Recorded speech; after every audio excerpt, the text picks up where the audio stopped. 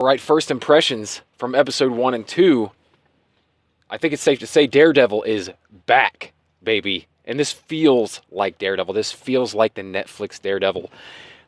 It feels like season 4 of the Daredevil that we know and love, that we've been hoping we'd get a return to. And I couldn't be more excited about the rest of this series. I will say I'm cautiously optimistic still, even though we've gotten this initial, fantastic couple episodes. Just because of the rumblings that I've heard about the way the show was put together. And there are some journalists who have seen the entire series and given an overview of it, kind of saying that it may become a little disjointed, kind of like storylines that maybe don't necessarily need to be in there, and that they still put them in there because they had one showrunner, then they got rid of them, then they rewrote some episodes and somehow, spliced the stories together. And to those reviewers, it damaged, their perception of the series. They thought that that didn't do well for it. That all the performances were good, and the action is great, and the choreography and all that, but that it felt a little disjointed and thrown together. That remains to be seen. So far, so great. This show is everything I wanted it to be with these first 2 episodes. I was a little surprised. I thought maybe they were going to kill someone off that is close to Matt. Spoilers, by the way. If you don't want to hear this, turn the video off. But I had a feeling they might kill someone close to Matt. I didn't think they would do it so close because they made such a big deal about all the characters coming back, being Foggy and Karen, and obviously Vincent D'Onofrio and the actress that plays Fisk's wife, and a lot of returning characters. And for them to kill off Foggy Nelson in the first 10 minutes of the show, maybe 5 minutes of the show, was crazy. But I knew it would have to be something drastic to push Matt over the edge, because just from the trailer, it let us know that he crossed the line and he didn't want to go back to being Daredevil because basically he scared himself. He went too far and he didn't want to ever be in that situation to do that again. So we get that right from the beginning. We get, what we loved about every season of Daredevil is they give you these one-shot fight scenes. And they're not always necessarily literally one shot, one take, but they appear that way. They appear seamless. This one was even more insane, not because the action was better necessarily, but because of what they did in incorporating everything else that was going on around the fighting into the shot as well. So it was like panning around and showing all the other chaos that was going on. They were showing Foggy dying on the sidewalk with Karen Page. They were showing the craziness that was ensuing all around, with a bad guy, a villain vigilante there, shooting people, killing people, taking people out, and then they would pan back and it would be like they were still fighting. I loved that. I loved the way they did that sequence. And instead of waiting until a few episodes in or towards the end of the series, we get it in the first episode. That was a strong way to start off. Not only starting off with a major death, which is like, oh damn, you're pulling on the heartstrings. You're making it super dark. You're giving us what we loved about the show, and then you're giving us the awesome fight choreography we're used to, and an awesome shot of it. So everything about that opening sequence was perfect. It really was.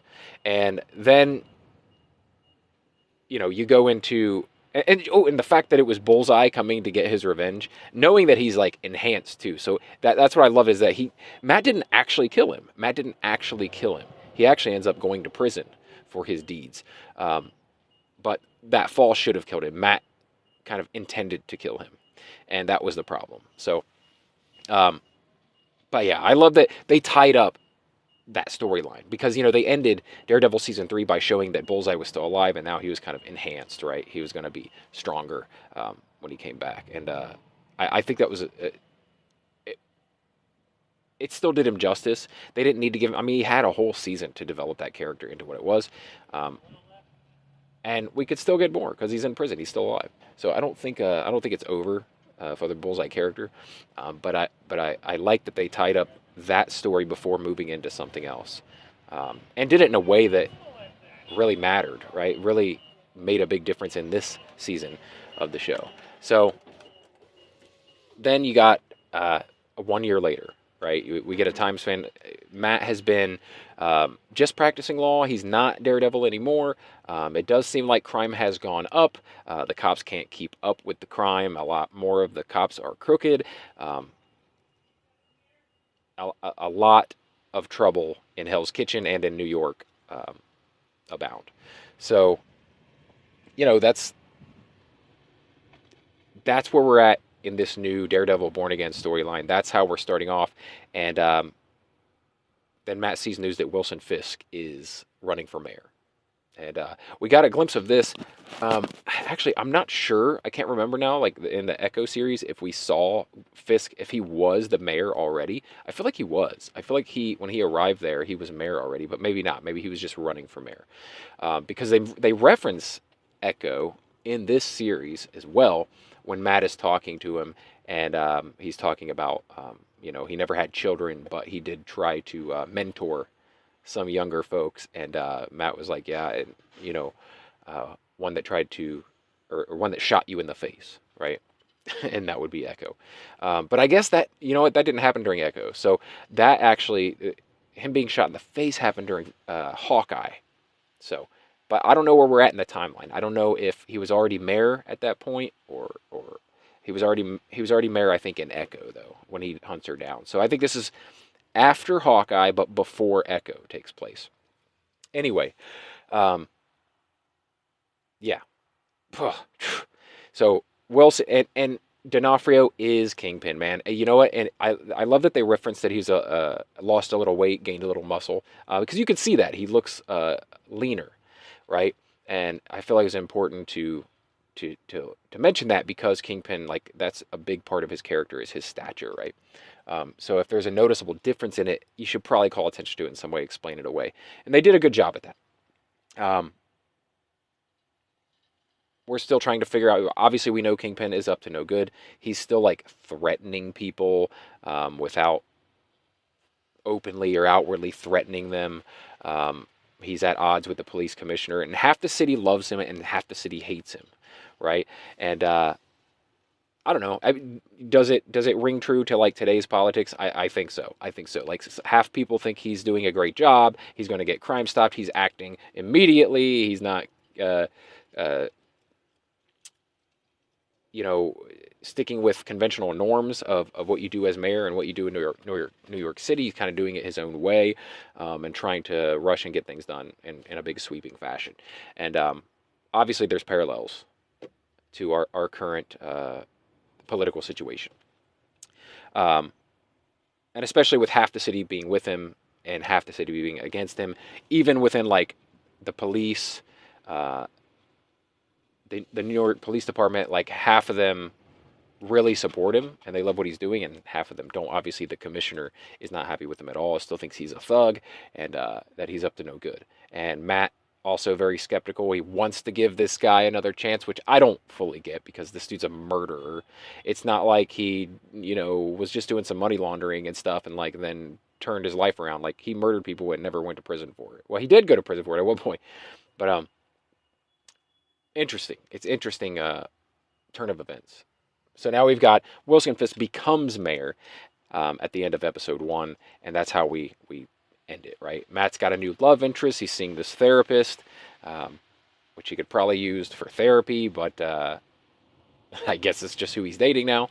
A lot of stuff, though. Like along with killing Foggy Nelson, we also kind of wrote Karen Page out of the story as well because she's moved away to San Francisco and she's not really part of the show.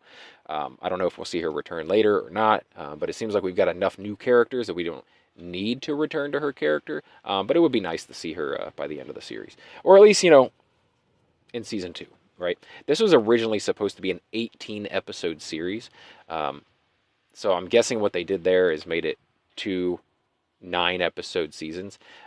That's how they're going to break it down. But like originally, it was supposed to be one big long 6-month long journey, right? But I'm glad. I'm glad they're breaking it up because it's tough to review these shows for 6 months straight every single week, especially with all the other shows that they and films that they have coming out. But then on top of that, it also gives us something to anticipate for next year.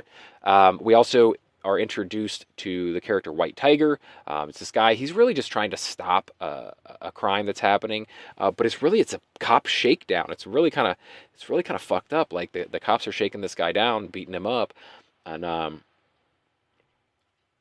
he ends up accidentally killing one of them when he's fighting them off to protect this guy.